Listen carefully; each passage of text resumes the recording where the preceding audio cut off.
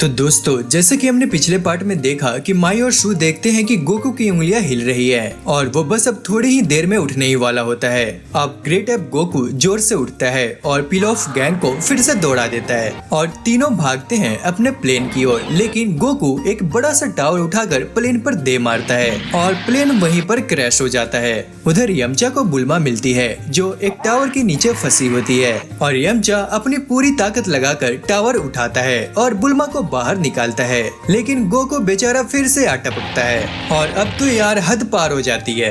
Goku वानर बनकर बुल्मा को उठा लेता है और उसको जीभ से चाटने लगता है जैसे उसे खाने ही वाला हो और बेचारी बुल्मा तो यहाँ डर के मारे बेहोशी हो जाती है। अब पिलॉफ यहाँ पे याद दिलाता है, अरे गोकू की कमजोरी उसकी पूंछ है। तभी यमचा एक पत्थर से तलवार बनाता है और कोशिश करता है गोकू की पूंछ काटने की, लेकिन भाई साहब तलवार तो चूर चूर ही हो जाती है। अरे यार इतनी कच्ची क्वालिटी। अब दोस्तों यमचा गोकू की पूंछ को पकड़ लेता है और उलोंग उसकी हेल्प करता है और पू बन जाता है एक बड़ा कैंची और फिर बेचारे की पूंछ कट जाती है। इसके बाद गोकू बुल्मा को छोड़ देता है और खुद वापस अपने नॉर्मल फॉर्म में आ जाता है, पूरी तरह से नंगा, बेहोश और मासूम सा। अब अपने टूटे हुए किले को देखकर पिलॉफ यहाँ पर रोने लगता है और बेचारा कहता है, सुनो तुम दोनों इन सबको शूट कर दो। लेकिन बेचारा वो खुद वहाँ से भागने लगता है। अब माई और शू भी सोचते हैं, यार हमारा बॉस ही भाग रहा है तो हम क्यों रहें। और दोस्तों इसके बाद वो तीनों भाग जाते हैं जंगल की ओर। अब अगली सुबह गोकू को कुछ याद नहीं होता कि कल रात क्या हुआ। बाकी सब डिसाइड करते हैं कि गोकू को सच मत बताओ कि वो वही दैत्य था जिसने अपने दादाजी को मार डाला था। तभी गोकू देखता है कि उसकी पूंछ गायब है। अरे शायद मेरी पूंछ भाग गई। इसके बाद उलोंग फिर उसे अपनी पैंट देता है, अरे लो भैया पहन लो इसे। अब गोकू लौटता है पिलॉफ के किले के खंडहर में अपनी पावर पोल लेने। उधर बुल्मा गुस्से में कहती है, अरे यार अब भी बॉयफ्रेंड नहीं मिला। उधर बेचारा यमचा भी सैड होता है, क्या मुसीबत है यार, अब फिर से लड़कियों से डरूंगा पूरे साल। लेकिन दोस्तों फिर दोनों एक दूसरे की ओर देखते हैं और स्माइल करने लगते हैं। अच्छा एक काम करते हैं, चलो हम बॉयफ्रेंड गर्लफ्रेंड बन ही जाते हैं। अब जब गोकू लौटता है तो बुल्मा ड्रैगन रडार उसे दे देती है ताकि वो एक साल बाद फिर से अपने दादाजी की बॉल ढूंढ सके।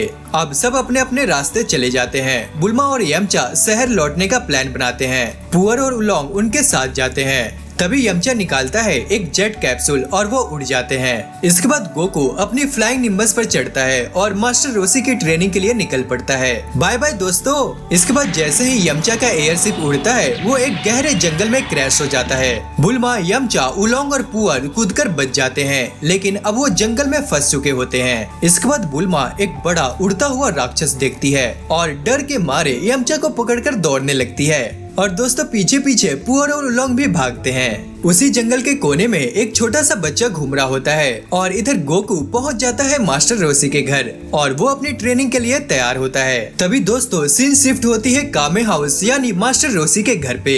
लेकिन रोसी बाबा तो यहाँ पे दरवाजा ही नहीं खोलते।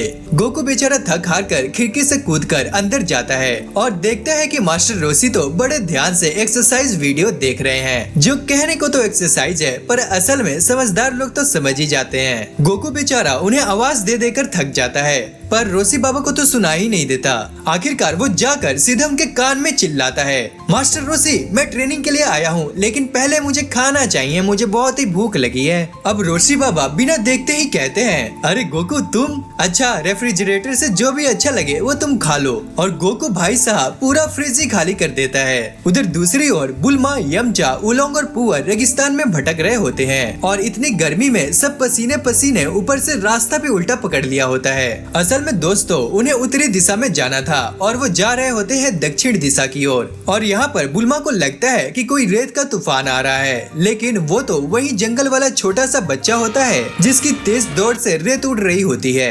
अब गोकू अपनी ट्रेनिंग के लिए रेडी होता है, लेकिन रोशी बाबा कहते हैं, यार गोकू सुनो, पहले मेरे लिए एक यंग लड़की ढूंढ के लाओ। क्या एक यंग लड़की? ये क्या अजीब ट्रेनिंग है। लेकिन दोस्तों लास्ट में वो मान जाता है। रोशी बाबा बताते हैं कुछ गाइडलाइंस और तभी उन्हें ध्यान आता है, अरे तेरी पूंछ कहाँ गई। शायद बोर होगी और चली गई। इसके बाद दोस्तों गोकू लड़की ढूंढने निकल पड़ता है और रोशी बाबा भी अपने बेस्ट कपड़े पहनकर पीठ पर कछुए की खोल लटकाकर डेट के लिए रेडी हो जाते हैं। और इसके बाद दोस्तों हम देखते हैं कि गोकू लौटकर लाता है एक बहुत ही भारी भरकम महिला को, और रोशी का तो चेहरा यहाँ पर देखने लायक होता है। उधर वही छोटा बच्चा अब नाव से समुद्र को पार कर रहा होता है। गोकू अब दोबारा जाता है और इस बार एक सुंदर सी लड़की लेकर आता है। अरे गोकू तुम तो बहुत ही अच्छे हो, चलो मेरे साथ वॉक पर चलो।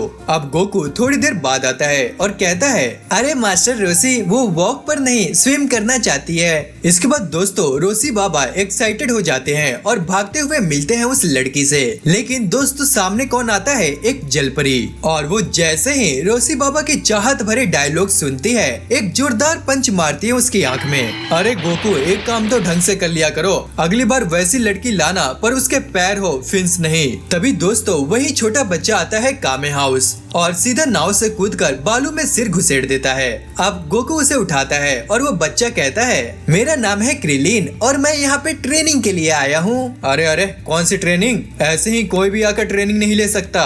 इसके बाद दोस्तों क्रिलीन भाई थोड़ा स्पेशल मैगजीन लाते हैं और उन्हें दिखाते हैं और फिर क्या मास्टर रोशी मान जाते हैं। लेकिन मास्टर रोशी एक शर्त रखते हैं, अच्छा सुनो, तुम दोनों मिलकर मेरे लिए एक और यंग लड़की ढूंढो, तब मिलेगी तुम दोनों को ट्रेनिंग। इसके बाद दोस्तों गोकू और क्रिलीन फ्लाइंग निम्बस पर सवार होकर निकलते हैं लड़की ढूंढने।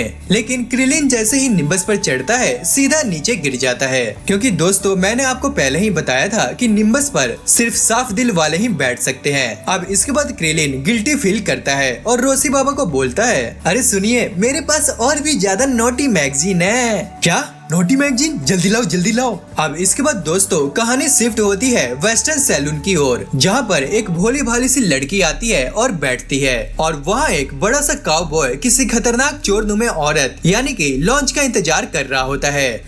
वो मासूम लड़की लॉन्च तो नहीं लगती। और दोस्तों तभी उस लड़की को छींक आ जाती है और जैसे ही वो छींकती है उसके बाल सुनहरे रंग के हो जाते हैं और वो बदल जाती है खुखार लॉन्च में। अब बेचारा काउबॉय वहाँ पर डर जाता है, लेकिन लॉन्च सैलून में ही सबको धो देती है और निकल पड़ती है ट्रेन लूटने।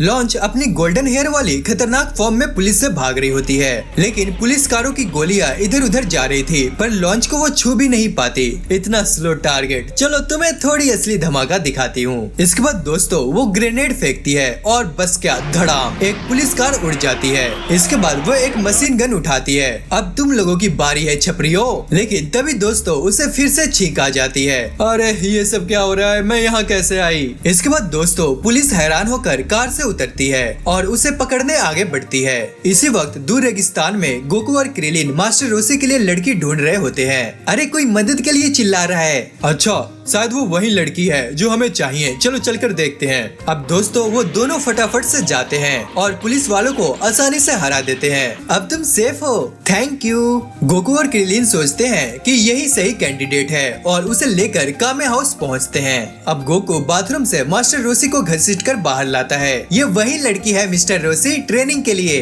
वाओ गोकू तुमने तो कमाल कर दिया, ये तो बहुत ही गॉर्जियस है। इसके बाद दोस्तों रोशी फिर बड़ी ही चालाकी से कहता है सुनो ट्रेनिंग आर्मर पहनना पड़ेगा, बस एक सिंपल ब्लैक लिंजरी है। अब यहाँ पर दोस्तों लॉन्च बाहरी कपड़े बदलने लगती है पर क्रिलीन कहता है अरे अंदर बदलो ना, ज्यादा सुरक्षित रहेगा।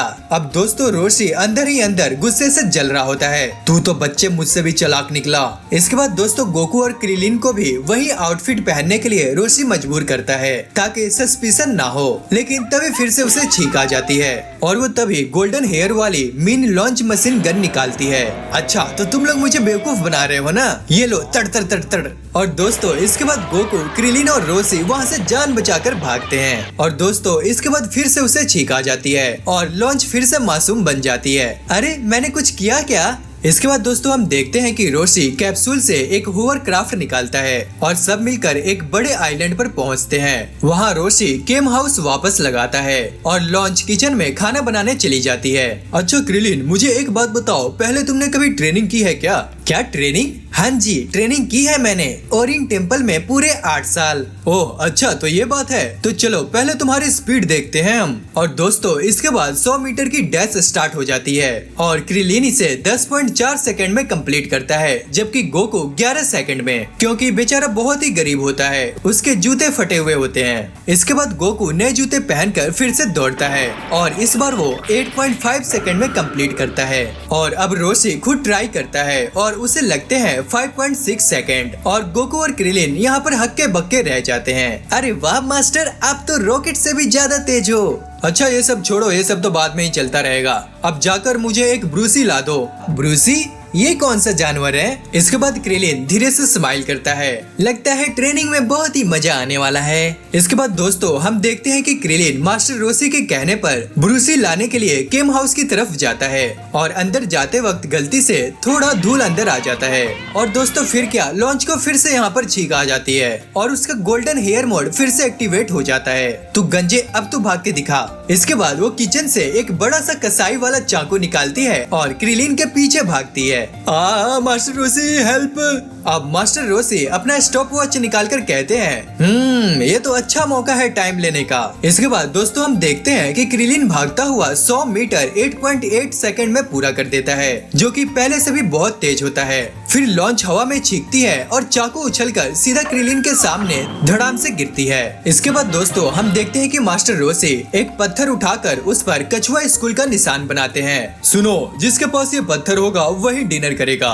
और अगर 30 मिनट में किसी के पास ना आया दोनों भूखे सोएंगे। और इसके बाद वो पत्थर गहरे जंगल में फेंक देते हैं। अरे ये तो बहुत ही मजेदार होगा। इसके बाद दोस्तों गोकू पहाड़ से कूदता है, एक टहनी पकड़ता है, लेकिन बदकिस्मती से टहनी टूट जाती है और क्या थप वो गिर जाता है। लेकिन वो वापस से उठकर फिर खोज शुरू कर देता है। उधर क्रिलीन नीचे जाने का दूसरा रास्ता ढूंढ रहा होता है और वो सोचता है यार इतना बड़ा जंगल है, गोकू भी ढूंढ रहा है तो मैं कभी नहीं जीत पाऊंगा, ऐसे तो ये तो चीटिंग है। इसके बाद दोस्तों वो गांव के एक आदमी से पेन लेकर एक नकली पत्थर पर वही निशान बना देता है और वो केम हाउस वापस लौट आता है।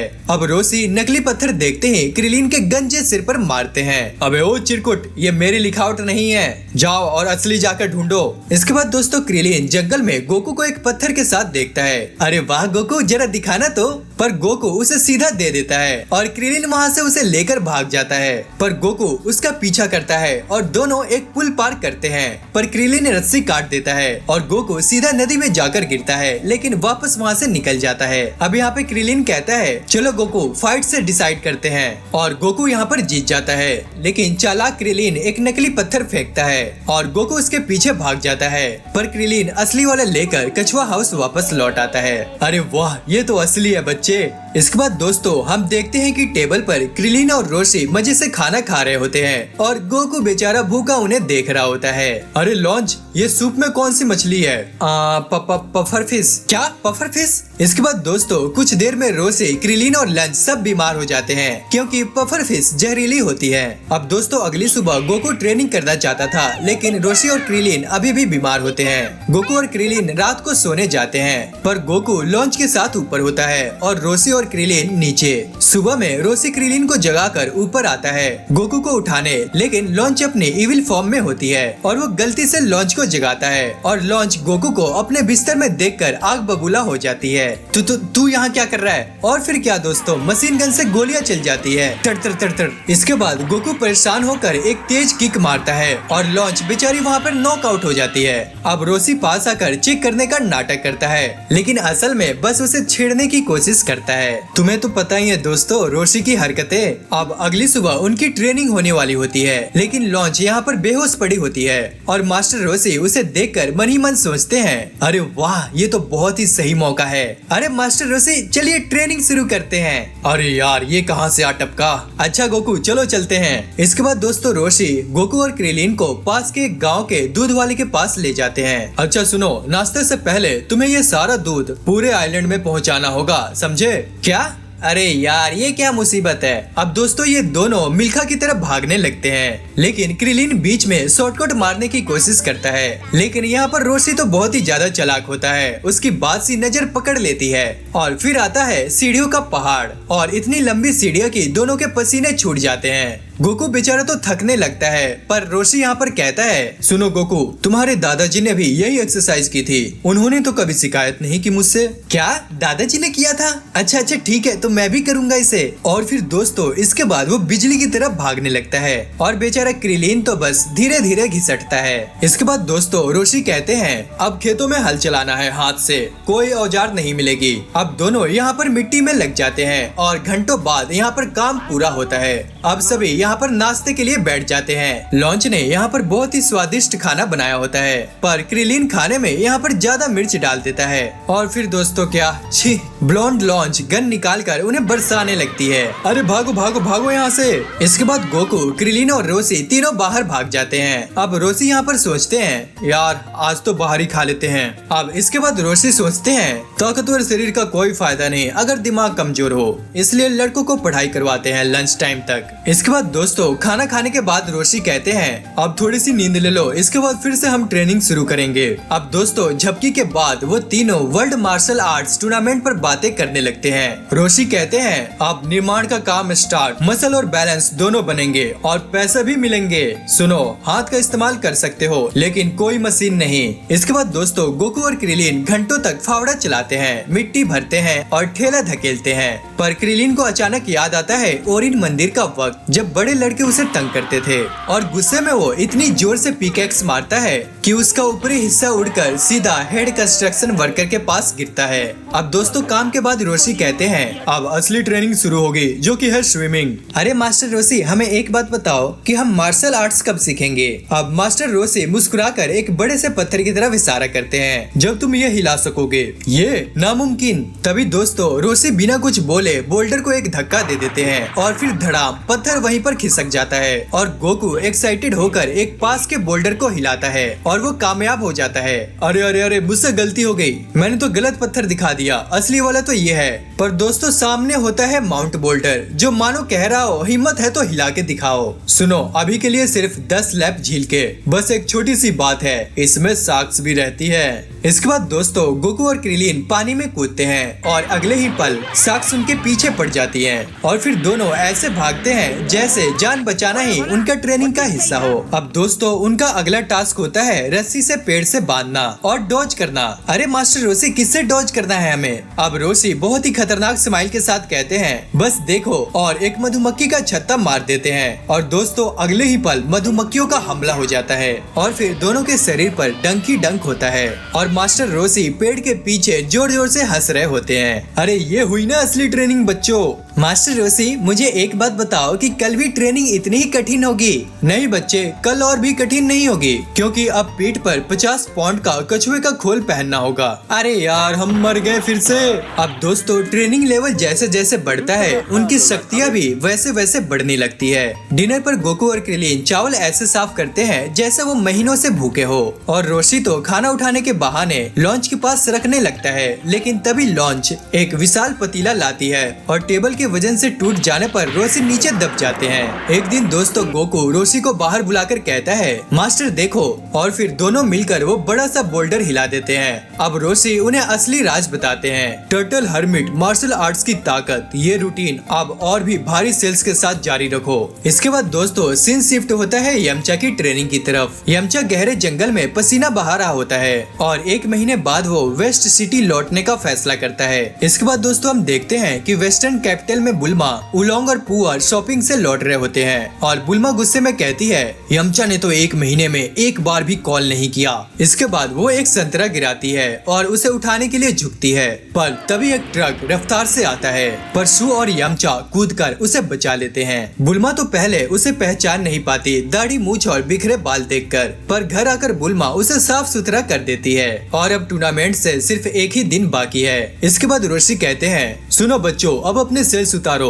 और जैसे ही गोकू और क्रिलीन सेल्स उतारते हैं, वो खुद को हवा से भी हल्का महसूस करते हैं। इसके बाद लॉन्च उन्हें एक नया सूट देती है। फिर रोशी, गोकू और क्रिलीन एयरपोर्ट की ओर निकलते हैं और हवाई जहाज में गोकू खिड़की से नीचे चमकते शहर को देखता है। अरे वाह, जमीन पर तारे। गोकू, क्रिलिन और मास्टर रोशी आखिरकार अपनी मंजिल तक पहुंच जाते हैं। रोशी और दोनों लड़के सीधे कोलोसियम की तरफ बढ़ते हैं ताकि टूर्नामेंट में रजिस्टर कर सके। रजिस्ट्रेशन के बाद गोकू की मुलाकात होती है अपने पुराने दोस्तों यमचा, बुल्मा और उलोंग से। तभी पता चलता है कि यमचा भी टूर्नामेंट में हिस्सा लेने आया है। अब उस रात रोशी, गोकू और क्रिलिन एक होटल में आराम करते हैं ताकि अगले दिन फुल एनर्जी के साथ मैदान में उतर सके। इसके बाद रोशी दोनों को कम्पिटिटर्स ओनली एरिया में ले जाते हैं और उन्हें नए नए मार्शल आर्ट्स के यूनिफॉर्म थमाते हैं। लेकिन सबसे पहली रुकावट है एलिमिनेशन राउंड और यहाँ से सिर्फ 8 फाइटर्स आगे जाकर असली वर्ल्ड टूर्नामेंट में लड़ पाएंगे। अब अनाउंसर दर्शकों को बताता है कि इस राउंड में सिर्फ प्रतियोगी ही अंदर जा सकते हैं और बुल्मा को ये बात बिल्कुल पसंद नहीं आती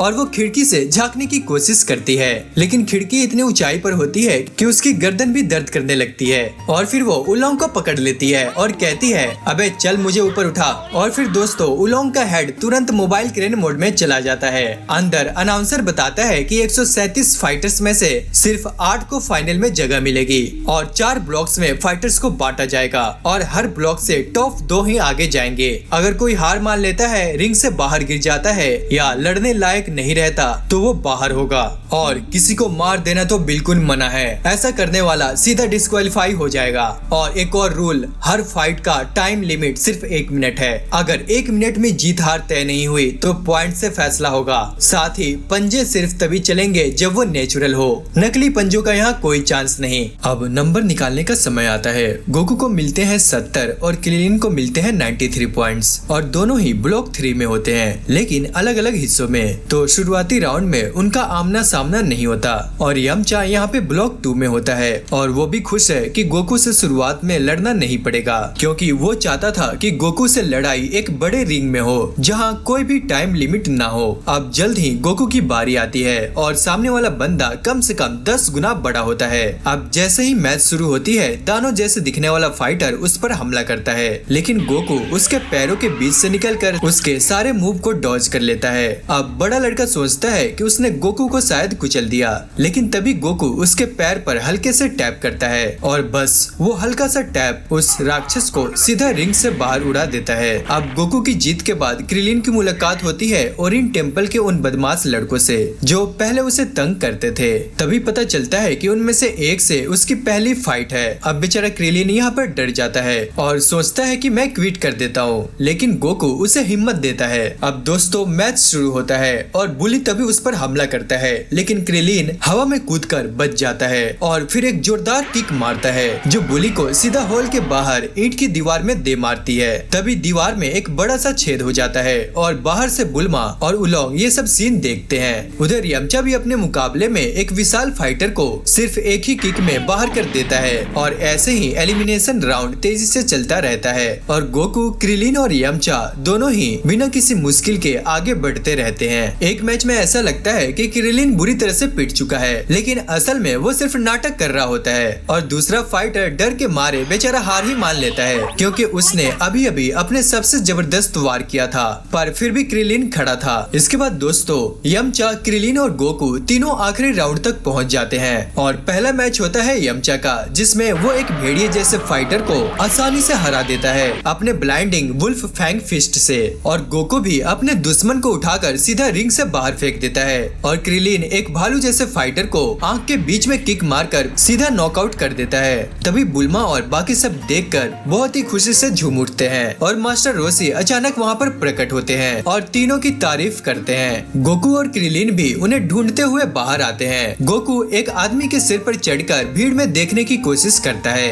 अब मास्टर रोशी बुल्मा को एक टी शर्ट और की चेन देते हैं और कहते हैं इसे पहन कर दिखाओ, लेकिन बुल्मा तुरंत उन्हें एक घूसा मार देती है उसके इस घटिया हरकत के लिए। पर गोकू और क्रिलिन आकर सुनते हैं कि बुल्मा मैच देख रही थी और उनका हौसला बढ़ा रही थी। तभी अनाउंसर 8 फाइनलिस्ट को बुलाता है। तभी रोशी भी कहीं पर गायब हो जाते हैं। अब 8 फाइटर एक कमरे में इकट्ठा होते हैं। अनाउंसर उन्हें नंबर निकालने के लिए कहता है। तभी बाकी सबको एक अजीब सा बहुत ही बदबूदार आदमी दिखता है। अरे ये तो बैक्टीरियन है जिसने जिंदगी में कभी नहाया ही नहीं और उसकी लड़ाई की मुख्य तकनीक है उसकी जानलेवा बदबू। अब दोस्तों पहला मैच होने वाला होता है क्रिलिन और बैक्टीरियन का और दूसरा मैच जैकी और यमचा का, तीसरा नाम और रान फान और चौथा मैच होने वाला होता है गोकू और गिरान का। अब दोस्तों पहले ही मैच में भीड़ बैक्टीरियन की बदबू से परेशान हो जाती है और पहले वो अपनी बदबूदार सांस क्रिलिन पर छोड़ता है, फिर हाथ को अपने गंदो हिस्सों पर रगड़कर क्रिलिन के चेहरे पर लगा देता है। ऊपर से बार बार कूदकर क्रिलिन को दबाता है और एक जानलेवा बदबू वाला पाद छोड़ देता है।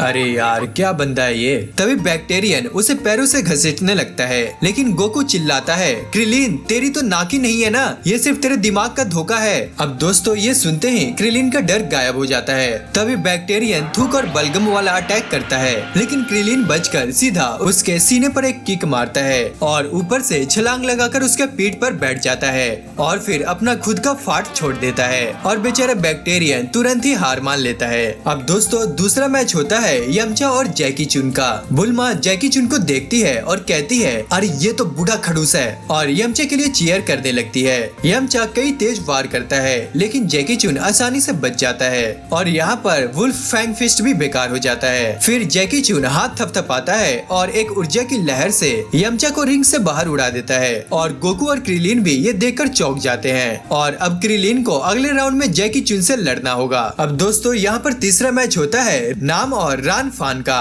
नाम अपने गांव के लिए इनामी रकम जीतना चाहता है, जबकि रान फान अपनी अदाओं से विरोधियों को हराने में माहिर होता है। नाम पहले झिझकता है, लेकिन आंखें बंद करके एक ही वार में रान फान को बेहोश कर देता है। तभी दोस्तों फाइनली फोर्थ राउंड में गोकू और गिरान की लड़ाई होती है और यहाँ पर मैच बारिश की वजह से टल जाता है। कुछ फाइटर्स पास के रेस्टोरेंट में चले जाते हैं, जबकि गोकू जमकर खा रहा होता है और दूसरी तरफ गिरान दूध पी रहा होता है और ये देखकर ओरिन मंदिर के भिक्षु गिरान का मजाक उड़ा रहे होते हैं, पर तभी गिरान उन्हें जाकर पीट देता है। लेकिन तभी यमचा बीच में आ जाता है और जैकी चुन को शांत कराता है। अब अगले दिन मैच शुरू होने से पहले गोकू गायब होता है और वह अगर 2 मिनट तक वापस नहीं आया तो वो डिस्क्वालीफाई हो जाएगा। पर तभी हम देखते हैं कि बेचारा वो स्टेडियम में हवा खाते खाते वहाँ पे सो गया होता है। अब रिंग में आते ही गिरान सोचता है कि गोकू उसका मजाक उड़ा रहा है, लेकिन तभी दोस्तों यहाँ पे लड़ाई शुरू होती है और गिरान गंदा ट्रिक मारकर गोकू को चोट पहुंचाता है। गोकू उसे रिंग से बाहर फेंक देता है, लेकिन गिरान उड़कर वापस आ जाता है और मेरीगो राउंड गम से गोकू को लपेट देता है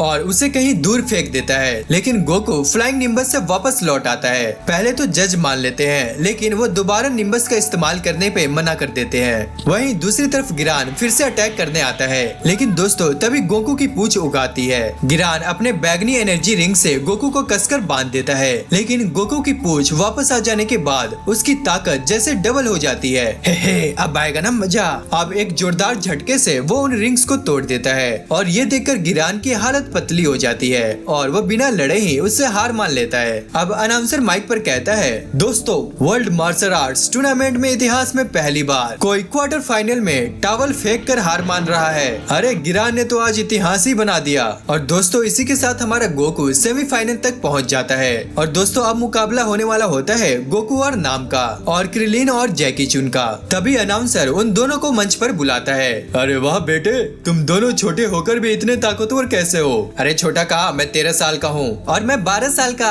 अरे तुम्हारी पूंछ ये तो बहुत ही अजीब है। अब दोस्तों क्रिलिन भी मान जाता है कि ये सच में अजीब है और गोकू बिना सोचे पैंट नीचे करके दर्शकों को दिखा देता है। अरे ये देखो आप सभी, अरे ये क्या दिखा रहा है मूंगफली। अब दोस्तों जब ट्रेनिंग की बात आती है तो क्रिलिन बताता है, हम मास्टर रोसी के शिष्य हैं। और तभी दोस्तों ऑडियंस जोर से कहती है, ओहो, जैसे उन्हें सब समझ आ गया कि ये इतने ताकतवर कैसे हैं। अब दोस्तों अनाउंसर कहता है, मास्टर रोसी की टर्टल हर्मिट फाइटिंग स्टाइल तो लेजेंडरी है और आज उनके दोनों शिष्य भी यहाँ पर है। वैसे यार मास्टर रोसी अभी तक जिंदा है, ये तो कमाल ही है। दूसरी तरफ दोस्तों यमचा जैकी चुन से कहता है, सुनो तुम मास्टर रोसी ही हो ना? नहीं नहीं भाई, मैं तो बस एक साधारण सा इंसान हूँ। तभी दोस्तों हम देखते हैं कि जैकी अपनी इंटरव्यू करवाना चाहता है, लेकिन अनाउंसर कहता है, यार अभी टाइम नहीं है। लेकिन तभी दोस्तों जैकी माइक छीन लेता है और वहीं गाना गाने और डांस करने लगता है। लेडीज एंड जेंटलमैन, क्या आप सभी मुझे पसंद करते हो? और दोस्तों यहाँ पर गोकू भी पीछे से कूदकर नाचना शुरू कर देता है। अब दोस्तों यहाँ पर सेमीफाइनल मैच स्टार्ट हो जाता है। क्रिलिन तेजी से जैकी पर हमला करता है, लेकिन जैकी हर वार से बच जाता है। फिर उसका मुक्का पकड़कर सीधा उसे दूर फेंक देता है। तुम्हारी ताकत अच्छी है बच्चे, अब स्पीड टेस्ट करते हैं। तभी दोस्तों वो पलक झपकते ही क्रिलिन के पास पहुंचकर उसे पेट में मारता है और दीवार से टकरा देता है। अरे ये क्या हुआ? मैंने तो कुछ देखा ही नहीं। मैंने देखा था, ध्यान लगाओ तो तुम भी देख पाओगे। हे बच्चे, ये तो मेरी स्लो पंच थी, अब देख तू मेरी फास्ट पंच। लेकिन दोस्तों इस बार क्रिलिन फोकस करके हमला ब्लॉक कर देता है। वाह नाइस। कभी कभी कभी ऐसे फाइटर्स मिलते हैं जो मेरे मूवमेंट को देख पाए। अरे जैकी, तू मेरे मास्टर को नहीं जानता अभी। इसके बाद दोस्तों जैकी फिर से वार करता है और क्रिलीन को जमीन पर गिरा देता है, लेकिन क्रिलीन किसी तरह 10 काउंट से पहले खड़ा हो जाता है। तभी दोस्तों अनाउंसर कहता है, अरे जरा मुझे ये बताइए अभी क्या हुआ, क्योंकि यहाँ किसी ने कोई मूवमेंट देखी ही नहीं। ठीक है, स्लो मोशन में दिखाता हूँ मैं तुम्हें।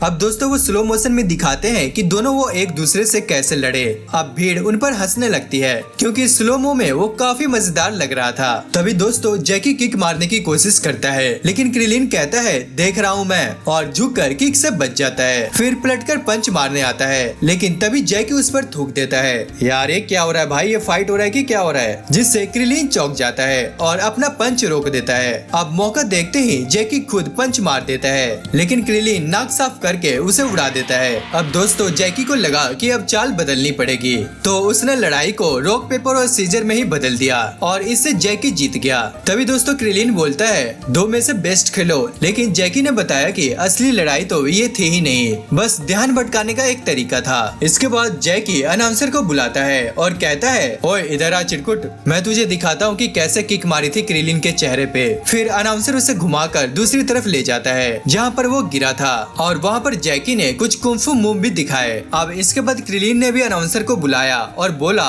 यार आप एक काम कीजिए, मुझे भी ऐसे घुमाकर ले चलिए। और दोस्तों उसने बीच में ही एक फ्लिप भी मार दी। तो दोस्तों फाइनली आज की वीडियो यहाँ पे खत्म होती है। और आपको क्या लगता है कि इस फाइट को कौन जीतने वाला है? अगर आपको इसका नेक्स्ट पार्ट चाहिए तो कमेंट करके मुझे जरूर बताना, और वीडियो अच्छी लगी तो चैनल को सब्सक्राइब, वीडियो को लाइक और कमेंट करना ना भूलना। तो दोस्तों आज के लिए इतना ही, मिलते हैं नेक्स्ट वीडियो में।